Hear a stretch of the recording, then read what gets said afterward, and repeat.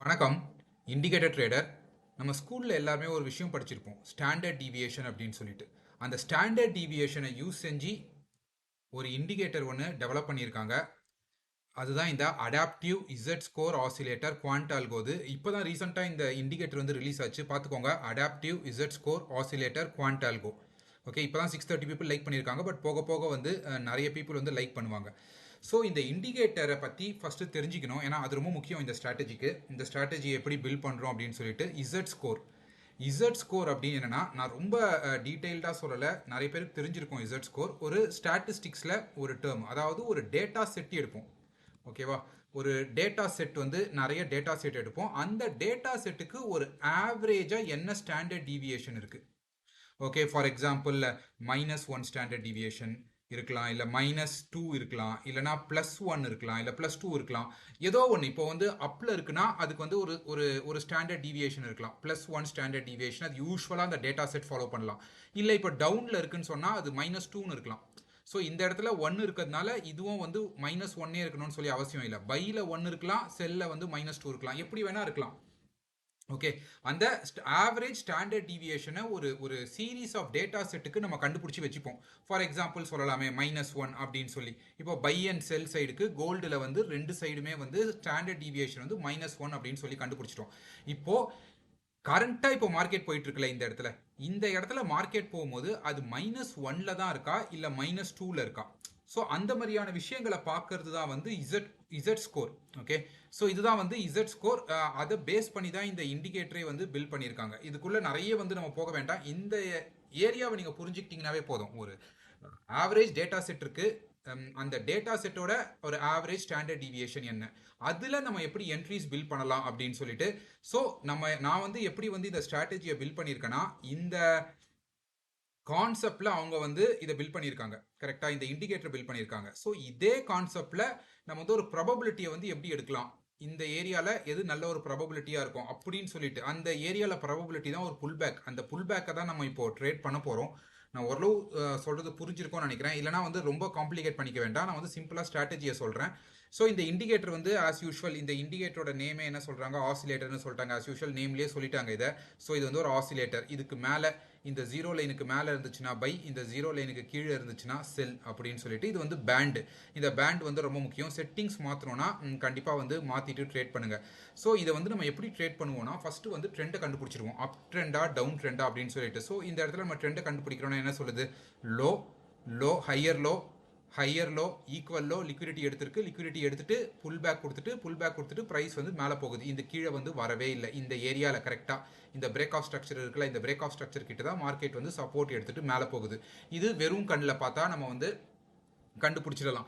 இல்லை இதுக்கு இண்டிகேட்டர்னாலும் அந்த இண்டிகேட்டர் பற்றியும் சொல்கிறேன். ஃபஸ்ட்டு இந்த ஸ்ட்ராட்டஜியை சொல்லிடுறேன். இந்த ஸ்ட்ராட்டஜியில் எப்படி நம்ம ட்ரேட் பண்ண போகிறோம்னு சொன்னால், ஃபஸ்ட்டு இது நம்ம என்ன பார்க்கணும்னா, ஃபஸ்ட் கண்டிஷன் 0 லைனுக்கு மேலே வருதான்னு சொல்லி பார்க்கணும். பை செட்டப்புக்கு ஏன் 0 லைனுக்கு மேலே வந்திருக்கு.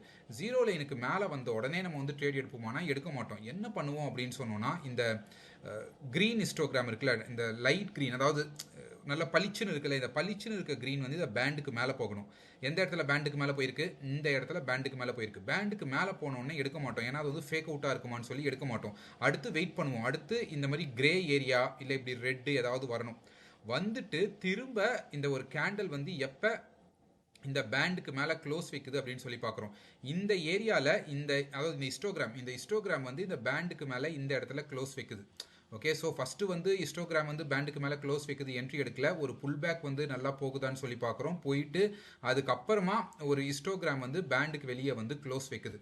ஸோ இதோட அர்த்தம் என்ன, இப்போ வந்து அந்த ஸ்டாட்டிஸ்டிக்ஸை பார்த்தோம்ல, அதுக்கும் இதுக்கும் எப்படி நம்ம கம்பைன் பண்ணுறோன்னா, இதோட டீவியேஷன் வந்து வெளியே போகுது. வெளியே போயிட்டு இது வெளியே போனதுனாலேயே வந்து ஒரு புல் பேக் எடுக்க போகுது. கரெக்டாக, அதாவது ட்ரெண்டை கண்டுபிடிச்சிட்டோம். ட்ரெண்டை கண்டுபிடிச்சதுக்கு அப்புறமா நல்லா ஸ்ட்ராங்காக அந்த ட்ரெண்ட் மூவ் ஆகிட்டே இருக்குது. ஒரு ட்ரெண்ட் வந்து எப்பவுமே மேலேன்னு போயிட்டே இருக்காது.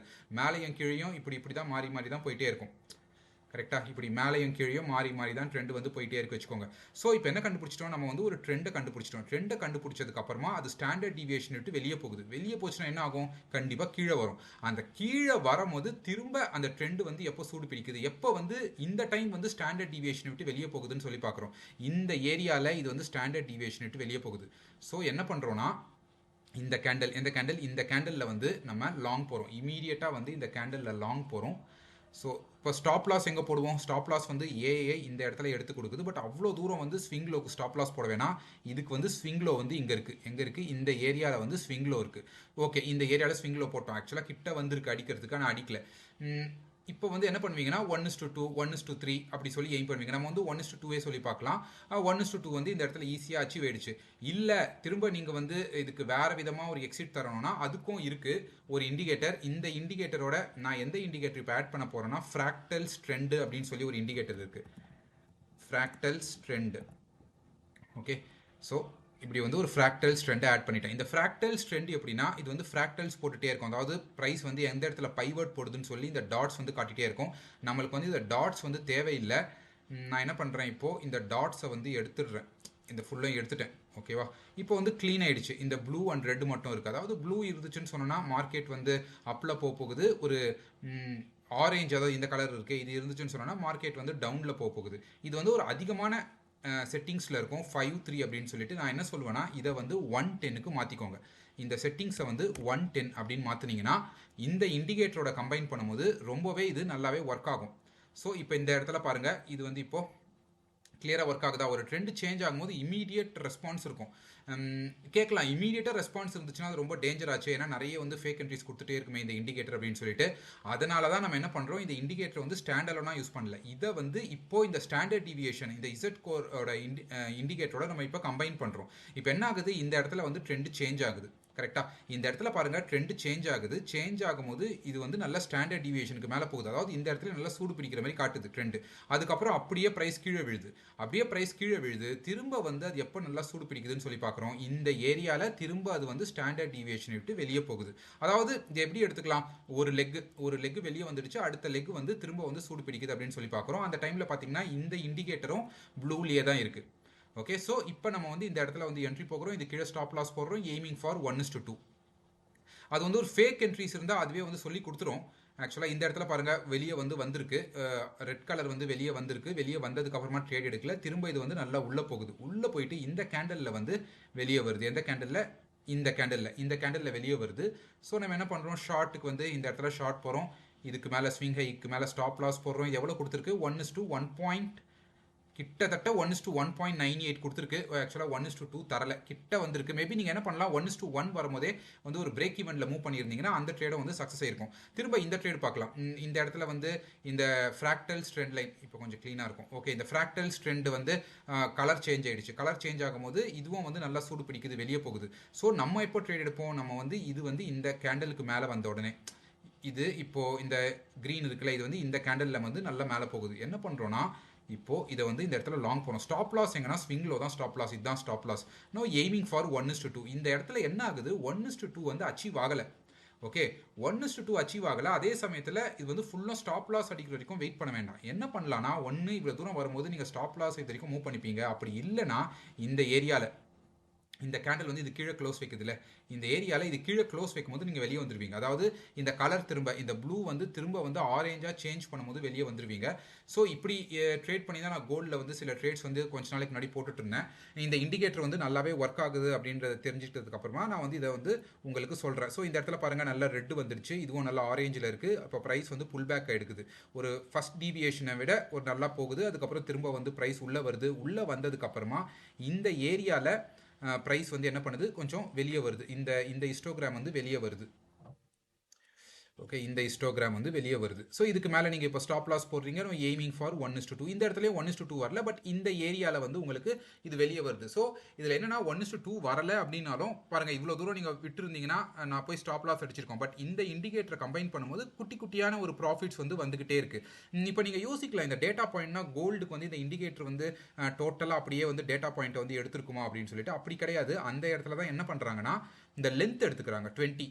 ஸோ இந்த 20 மூவிங் ஆவரேஜ் இந்த லுக் பேக் பீரியட்லாம் பார்த்தீங்கன்னா அப்படி தான் எடுக்கும் 252 கேண்டில்ஸ் வரைக்கும் எடுத்துக்கிறாங்க அப்படின்னு சொல்லிட்டு அதுதான் இதில் மீனிங். ஸோ இந்த 252 கேண்டில்ஸ் இந்த 20 பீரியட் லென்த்தில் இருக்குல்ல அதில் வந்து இது கால்குலேட் பண்ணும். இப்போ அதில் வந்து ஒரு செட் ஆஃப் டேட்டாவை எடுத்துக்கும். அந்த டேட்டாக்கு இப்போ கரண்ட்டாக என்ன பண்ணுது அப்படின்னு சொல்லிட்டு இந்த இந்த இந்த இண்டிகேட்டர் வந்து எடுத்துக்கும். ஜென்ரலாக வந்து எடுக்கிற மாதிரி எடுக்காது. ஓகே, கோல்டுக்கு வந்து இவ்வளோ தான் ஸ்டாண்டர்ட் டிவியேஷன், அது வந்து மாறிக்கிட்டே இருக்கும். ப்ரைஸ் மாற மாற அதுவும் வந்து அந்த கேண்டில்ஸ்க்கு ஏற்ற போல அதுவும் வந்து அடாப்ட் ஆகிட்டே இருக்கும். அதனால தான் அது வந்து அடாப்டிவ் இசட் ஸ்கோர். அது வந்து இப்போ அடாப்டிவ் இல்லை, இந்த இடத்துல வந்து வெறும் இசட் ஸ்கோர் ஆசிலேட்டர் அது வந்து ரொம்ப ஸ்டாண்டர்டாக இருக்கும், அது நம்ம பெருசாக எடுக்க முடியாது. பட் அடாப்டிவாக இருக்கிறதுனால அது வந்து அடாப்ட் ஆகிட்டே இருக்கும். இந்த பீரியடுக்கு வந்து இந்த லுக் பேக் பீரியடுக்கு வந்து அது வந்து அடாப்ட் ஆகிட்டே இருக்கும். அது வந்து ரொம்ப நல்லதும் கூட. ஸோ இது வந்து இந்த ஸ்ட்ராட்டஜியில் யூஸ் செஞ்சு எடுத்த ட்ரேட் தான். நான் போஸ்ட் கூட பண்ணியிருப்பேன்னு நினைக்கிறேன் குரூப்பில். ஸோ இந்த இடத்துல பாருங்கள், இந்த இடத்துல வந்து ஃபஸ்ட்டு வந்து கலர் சேஞ்ச் ஆகிடுச்சு. கலர் வந்து அப் ட்ரெண்டில் காட்டுது. அப் ட்ரெண்டில் காட்டும் போது இந்த ஹிஸ்டோகிராம் வந்து வெளியே போகுது. ஓகே, வெளியே போயிடுச்சு. பட் நம்ம வந்து எந்த ட்ரேடும் எடுக்கல. இந்த இடத்துல வந்து ஒரு ட்ரேட் இருக்குது. ஓகேவா, இந்த இடத்துல எப்போ இந்த இடத்துல வந்து ட்ரேட். பட் இந்த ட்ரேட் எப்போ வருது? 245 வருது. நம்ம என்ன பண்ணுவோம், 245க்கு நைட் ஒரு 2:30 மணி 3 மணிக்கெலாம் தூங்கிட்டு இருப்போம். ஸோ இந்த ட்ரேடை பார்க்கல. அதுக்கப்புறமா திரும்ப நம்ம காலையில் எழுந்துக்கும் போது ஒரு 11:15 வெள்ளிக்கிழமை வந்து ஒரு 11:15க்கு வந்து இந்த ட்ரேட் வந்து நம்மளுக்கு மாட்டுது. எந்த இடத்துல? இந்த இடத்துல. அதாவது நல்லா வெளியே போயிடுச்சு. வெளியே போனதுக்கு அப்புறமா இது நல்லா திரும்ப வந்து இந்த டீவியேஷனுக்குள்ளேயே வந்துடுச்சு. டீவியேஷனுக்குள்ளேயே வந்துட்டு மூணாவதா ஸ்டாண்டர்ட் டீவியேஷன் விட்டு வெளியே போக பார்க்குது இந்த இடத்துல. கரெக்டாக. ஸோ இந்த இடத்துல வந்து நம்மளுக்கு ட்ரேடு கிடைக்குது. நம்ம வந்து ட்ரேடும் எடுக்கிறோம். இந்த ஏரியாவில் ட்ரேட் எடுக்கிறோம். இப்போ ஸ்டாப் லாஸ் எங்கே போடுவோம்? ஸ்டாப் லாஸ் வந்து ஸ்விங்லோ கீழே ஒரு 2 பாயிண்ட் தள்ளி இந்த இடத்துல வருது. நான் வந்து ஒரு 2 பாயிண்ட் தள்ளி ஸ்டாப் லாஸ் போட்டிருக்கேன். போட்டுட்டு நான் எய்மிங் ஃபார் 1:2 1:2 வந்து உங்களுக்கு அச்சீவ் ஆயிடுச்சு. நான் வந்து 1:4 அப்படி சொல்லி வைக்கிறேன்னு பார்க்குறேன்னா எனக்கு வந்து அதில் கொஞ்சம் நாலேஜ் இருக்குது. அதை எப்படி வந்து தட்டி ஒரு ட்ரேடை எடுத்துகிட்டு போகணும் அப்படின்னு சொல்லிட்டு அதனால நான் இதில் வந்து 1:4 பிடிச்சேன். பட் எல்லாருமே வந்து அப்படி பண்ண முடியாது அப்படின்றதுனால நம்ம கொஞ்சம் ப்ராக்டிக்கலாக இருப்போம். ஸோ 1:2 வச்சிங்கன்னா நீங்கள் ஈஸியாக அச்சீவ் பண்ணிடலாம். இந்த இடத்துல வந்து நான் கொஞ்சம் கொஞ்சமாக வந்து ட்ரையல் பண்ணிகிட்டே போயிட்டு 1:4 எடுத்த ட்ரேட் அது. ஸோ ஏதாவது செல் கிடைக்குதான்னு பார்க்கலாம். இந்த ட்ரேடும் அந்த மாதிரி தான். இந்த ட்ரேடு பார்த்தீங்கன்னா இதுவும் அதே போல் ஒரு ட்ரேடு தான். என்ன ஆகுது, இப்போ வந்து இது வந்து ஆரேஞ்சாக மாறிடுது. ஆரேஞ்சாக மாறும்போது இந்த ஸ்டாண்டர்ட் டீவியேஷனை விட்டு இந்த ஹிஸ்டோகிராம் வந்து வெளியே வருது. திரும்ப இது எப்போ உள்ளே போகுதுன்னு பார்க்குறோம். இந்த இடத்துல உள்ளே போகுது. உள்ளே போயிட்டு இந்த ஏரியாவில் வந்து இந்த இடத்துல அது வந்து வெளியே வருது. கரெக்டாக இந்த இடத்துல வெளியே வருது. ஸோ நம்மளும் வந்து என்ன பண்ணுறோம், ஷார்ட் போகிறோம். ஷார்ட் போயிட்டு இந்த ப்ரீவியஸ் ஸ்விங்லோ மேலே ஸ்டாப் லாஸ் போடுறோம். பட் இந்த ட்ரேட் வந்து எனக்கு ஸ்டாப் லாஸ் அடிக்கல. நான் இந்த இடத்துல எங்கேயோ வந்து வெளியே வந்துட்டேன். ஏன்னா இது இந்த இடத்துல பார்த்தாவே தெரியும் எப்படி வந்து ஒரு ப்ரைஸ் என்ன பண்ணுதுன்னு சொல்லிட்டு பயங்கரமாக ஜிக்ஸாக்னு பண்ணிகிட்டே இருக்குது இந்த ஏரியாலேயே. ஸோ ஒரு பெரிய வலட்டாலிட்டி வரப்போகுதுன்றது தெரியுது. ஏன்னா கோல்டில் வந்து அதான நேச்சர். இந்த இடத்துலையும் பாருங்கள் இப்படி வருது. இந்த இடத்துல வந்து வலட்டாலிட்டி காட்டும் போதே அதுக்கப்புறம் பெரிய ஒரு ஸ்பைக். ஸோ கோல்டோட நேச்சர் இது. அந்த நேச்சரோட நீங்கள் கரெக்டாக ட்ரேட் பண்ணிங்கன்னா செட் பண்ணிடலாம். இது வந்து எல்லா இன்ஸ்ட்ருமெண்ட்லேயும் ஒர்க் ஆகும். கோல்டில் மட்டும் தான் ஒர்க் ஆகுன்னு கிடையாது, எல்லா இன்ஸ்ட்ருமெண்ட்லேயும் ஒர்க் ஆகும். ஸோ இந்த இடத்துல என்ன ஆகுது, ஹிஸ்டோகிராம் வந்து பேண்டுக்கு மேலே போகுது. போயிட்டு திரும்ப நல்ல ஒரு புல் பேக் எடுக்குது. புல் பேக் எடுத்துகிட்டு ஒரு டீவியேஷன் தர பார்க்குது, தர முடியல. அதுக்கப்புறமா இந்த ஏரியாவில் ஒரு டீவியேஷன் தருது. ஓகே, ஸோ நல்லா வெளியே போகுது. ஸோ அந்த டீவியேஷனும் பிடிச்சிட்டு இந்த இடத்துல வந்து ஸ்டாப் லாஸ் போடுறோம். ஸ்டாப் லாஸ் போட்டு எய்மிங் ஃபார் 1:2 வந்து ஈஸியாக அச்சீவ் ஆயிடுச்சு. ஸோ இதில் என்னன்னா யூஸ்வலாக டீவியேஷன் எப்படி ட்ரேட் பண்ணுவாங்க, டீவியேஷன் வந்து ரிவர்சலுக்கு ட்ரேட் பண்ணுவாங்க. பட் இதில் நம்ம என்ன பண்ணுறோம், அந்த டீவியேஷன் வந்து டுவோர்ட்ஸ் ட்ரெண்டுக்கு நம்ம எடுத்துக்கிட்டு ட்ரேட் பண்ணுறோம். அதுக்கு இந்த ஃப்ராக்டல் ட்ரெண்ட்ஸை வந்து நம்ம யூஸ் பண்ணிக்கிறோம். இதோட செட்டிங்ஸ் ரொம்ப முக்கியம். செட்டிங்ஸ் வந்து 110 தான், வேறு எதுவும் வச்சுக்காதீங்க. செட்டிங்ஸ் வந்து 110ல் போட்டுட்டு இந்த ஸ்டாண்டர்ட் டீவியேஷனை வந்து நீங்கள் யூஸ் பண்ணிக்கோங்க. இதில் வந்து ஒரு மூவ் தரும்போது, ஒரு புஷ் தரும்போது, யூஸ்வலாக இந்த ஏரியாவில் நிறைய செல்லர்ஸ் இருப்பாங்கன்னு பார்ப்பாங்க. பட் நம்ம இதை வந்து ஒரு பையிங்க்கு யூஸ் பண்ணிக்கிறோம். இந்த ஸ்ட்ராட்டஜி புரிஞ்சிருக்கோன்னு நினைக்கிறேன். ஏதாவது டவுட்னா கமெண்ட் செக்ஷனில் கேளுங்க, கண்டிப்பாக கிளியர் பண்ணுறேன். நன்றி, பை.